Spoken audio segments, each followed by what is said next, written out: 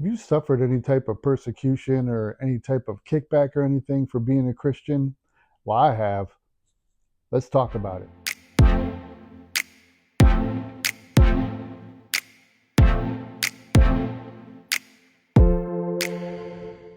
What's up, everybody? Welcome to Tim Talks. I'm Tim and I talk. Welcome to another episode of Church Stories. If it's your first time here, I thank you for being here. If it's your second time here and you come back for more, I thank you and I salute you. Thank you so much. It means a lot to me, small content creators. Just seeing people click views and looking at our videos just means the world to us. But today, I want to get into another church story. And if you're new here, church stories are actual true stories of things that my wife and I have experienced in the church down through the years, down through the past 30 plus years. These are not made up. There's no way you can make this crap up. These are things that we've really seen, experienced, been through, witnessed, etc., etc. Now, for a quick little backdrop, the church that I got saved in and that I spent a good majority of my young early 20s and early 30s in um, was in an inner city. It was a really rough city, and the church was located on a four-way corner, a four-stop corner, four street-like corner. You know what I mean? But anyway, the church was on this corner, and across the street over on this side, there was a little convenience store with a Chinese restaurant right next to it, and all the hookers hung out in front of the Chinese restaurant. But by the way, Chinese restaurant had the best fried chicken wings I've ever had.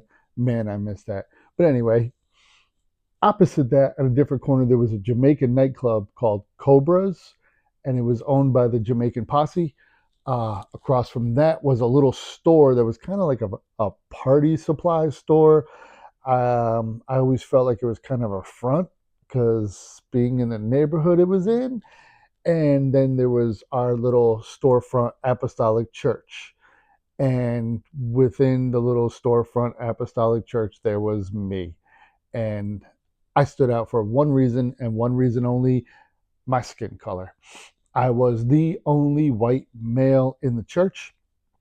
And honestly, I think I was the only white male in that entire neighborhood. And it led to quite a few different church stories, to be honest.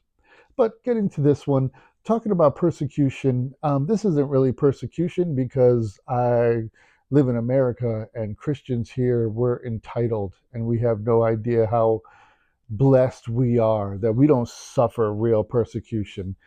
Christians here in America will wake up Sunday morning with a headache and feel, oh, I can't go to church, I gotta have migraine.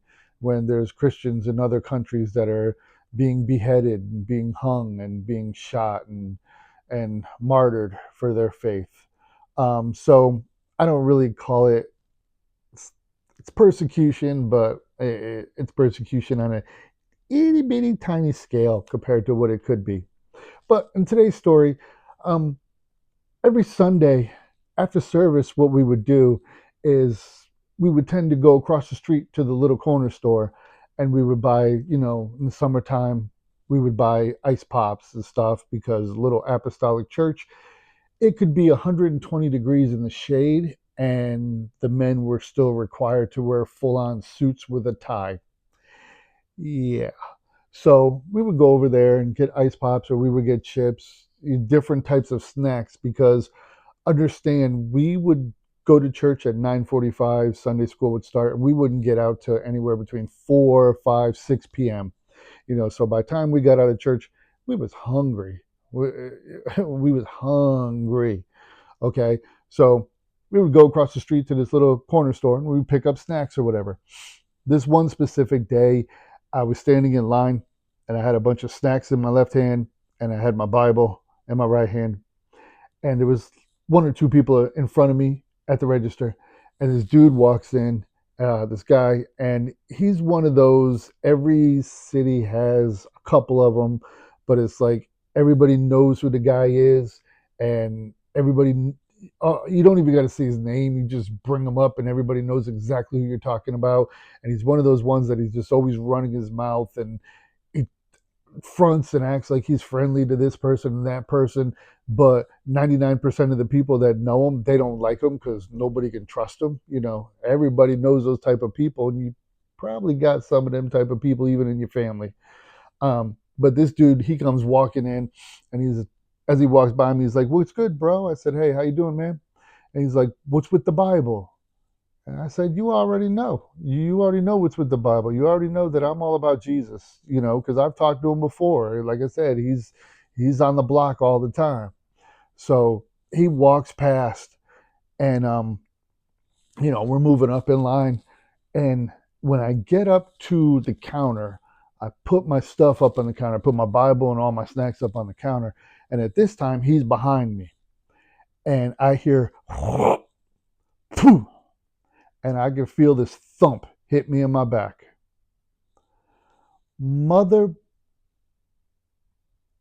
look, I closed the fist, dropped my hand. I was going to spin around and I was going to bring that up from the floor, and he was going to be swallowing a lot of blood. And he just spit a big old loogie on my back, and I was about to just drop him. And I closed my fist. I got hot. My adrenaline started pumping. My ears got all red because I got so angry. And just when I was about to spin around, I hear this little voice say, "Brother Tim, that boy just spit on you." And I looked over to my right, and there was about 6 or 7 of the kids from my church were standing there, and I didn't even know that they were there. And four of them were actually students in my Sunday school class. I actually taught these kids Sunday school, and here I am, ready to blast this fool in his mouth. And I got my Sunday school kids. They're 8, 9, 7, 6, standing there looking at me. And I released the hand, and I turned and I looked at her, sweet little girl, and I said, "I know." I said, "I know, sweetie."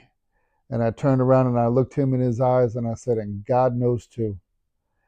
I paid for my stuff, left the store, went back over to the church. I was shaking. I was crying. You get something like that happens and you just want to fight. And the old man in you just want to come out and just want to fight. And that's where I was at. But you know, that was really a learning experience for me, because what am I willing to suffer for the case of Christ? And when those instances come, are you going to revert back to being who you were? Or are you going to be who God is calling you to be? Because you never know who's watching. You never know. If the little girl hadn't have said nothing, I would have spun around and blasted this man in his teeth, and they all would have been standing there and they would have watched me drop him. What kind of testimony is that? Therefore, if any man be in Christ, he's a new creature. Old things have passed away, and behold, all things are become new. We got to let the light of Christ shine. And was it hard? Yeah. Did it take everything out of me? I mean, I literally when I went back over to the church, I went to the fellowship side and sat down and started crying. Because me, back in those days, you disrespect me like that, we fighting. And I got to get that out. And at that point, I didn't know how to get that out of me. So I sat there and cried. But anyway, like I said, that's my story, but we got to remember, if these things come, the Bible, Jesus was clear. They going to hate you because they hated me first. So we all going to experience different things, but you got to remember who you are. That's my church story for today. Listen, y'all, take care of yourselves, take care of one another, and remember, don't let what you've been through become you. I love you. I'm out.